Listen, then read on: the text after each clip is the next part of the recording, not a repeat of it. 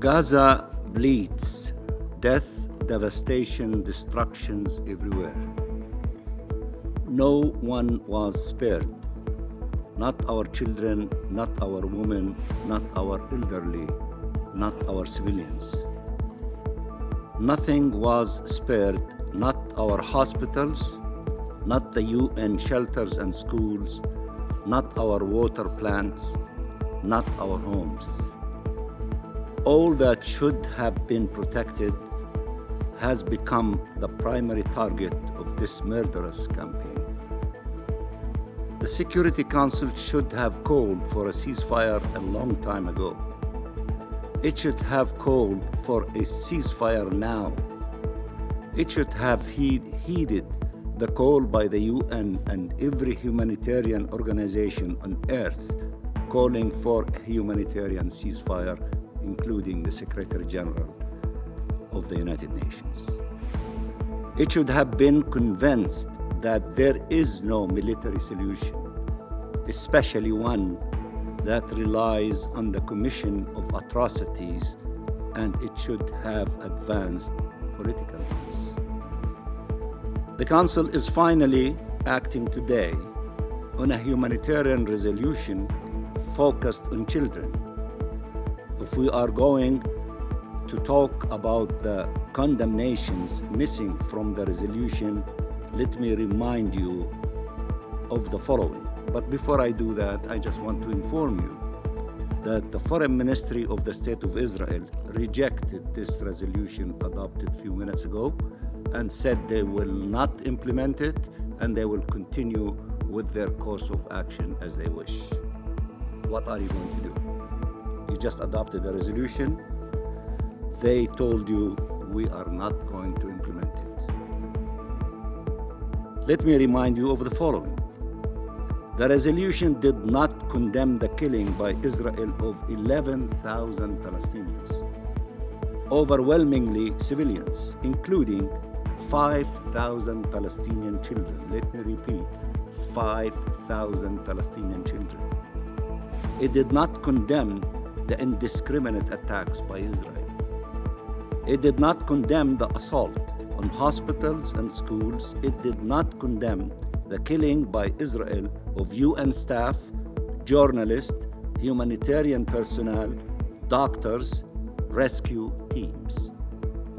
It does not condemn the arbitrary imprisonment of thousands of Palestinians, men, women, and children, nor call for their immediate and unconditional release.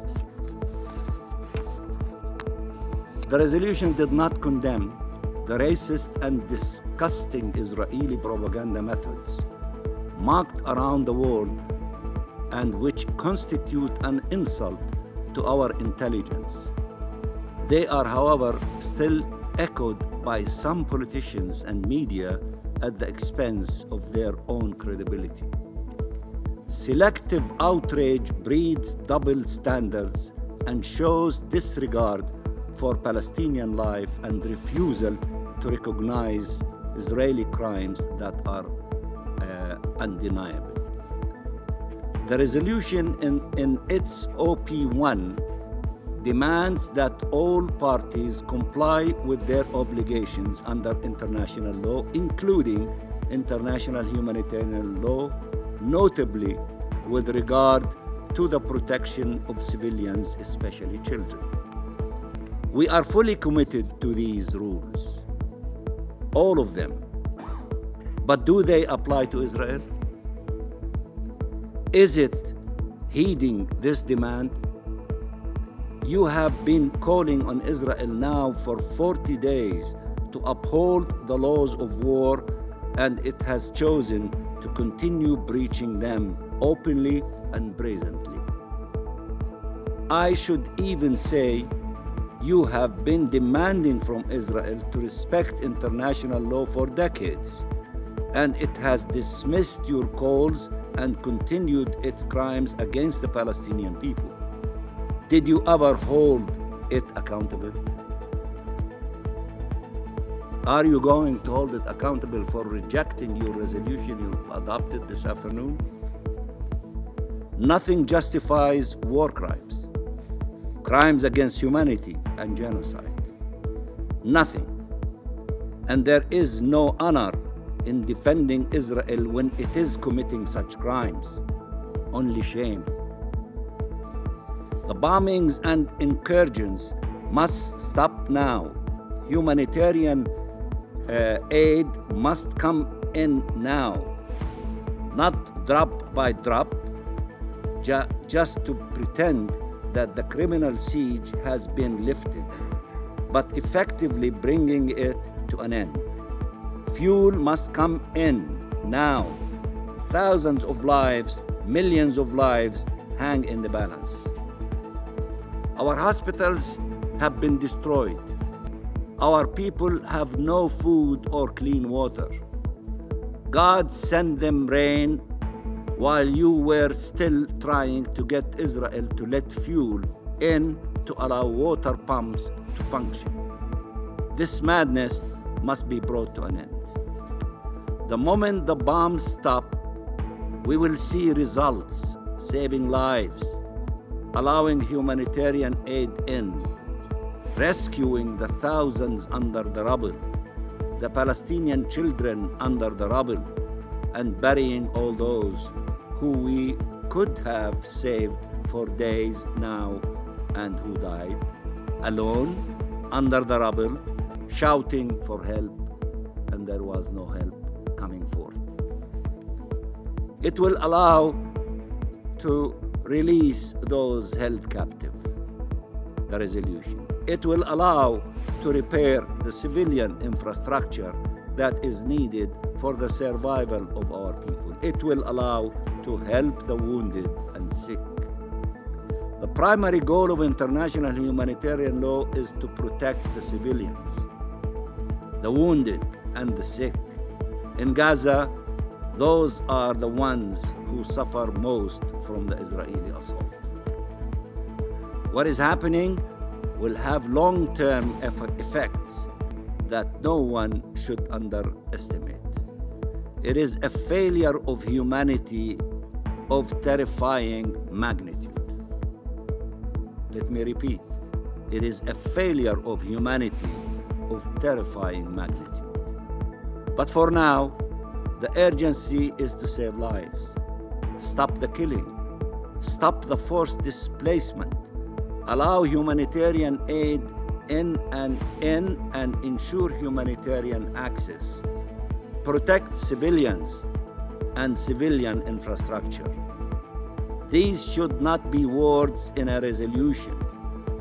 They should be a reality that our people on the ground witness immediately.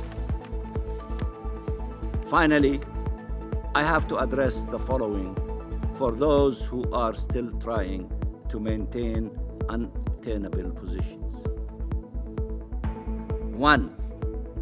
Israel is effectively telling you it can kill any and every Palestinian without ever being responsible for their death, as they are either terrorist sympathizers, or human shield. Anyone allowing such a logic to prevail is contributing to the killing. Israel considers all of us terrorists. All our factions, our NGOs, our human rights defenders. It is acting accordingly. 3. Israel is not under threat of destruction. It is destroying Palestine. It considers the Palestinian state as a strategic threat. It is against Palestinian rule anywhere. All its policies are designed to undermine any such rule. 4. The plan of this Israeli government, the current government, has now been revealed in statements, leaked memos, op-eds. Let us stop pretending we don't hear what this government is saying.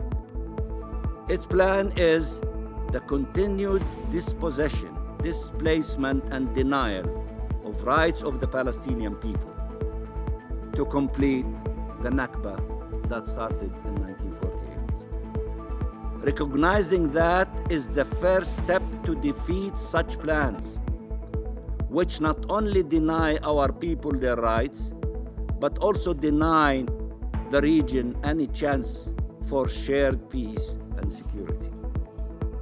What is happening in Gaza cannot be read in isolation of these goals. Ceasefire now, and no further delay for international action for freedom, justice, and peace. There is an alternative reality in which Palestinians are free, and no Palestinian and no Israeli is killed. It is time for it to prevail. It is time for peace. Thank you, Mr. President.